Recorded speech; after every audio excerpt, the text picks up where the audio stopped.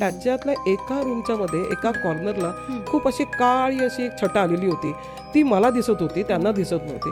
तर मी म्हटलं की इथे खूप डिप्रेशन आहे, तर तुम्हाला तो त्रास होणार, तुमच्या बिझनेसला सुद्धा त्रास होऊ शकतो, तुम्हाला बिझनेस करू देणार नाही ही एनर्जी.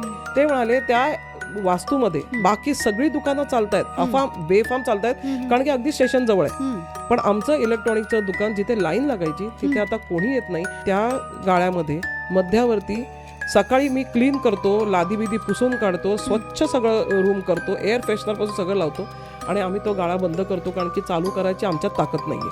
बंद करतो जातो. दुसऱ्या दिवशी सकाळी आल्यानंतर जवळजवळ 3.5 ते 4 फुटाचा ढीग हा मातीचा त्याच्या मधोमध आलेला असतोय. विटा सिमेंट सगळं पडलेलं असतंय आणि त्या गाळ्याच्या मधोमध पडलेलं असतं. त्यांनी त्याचे फोटोही दाखवले आम्हाला.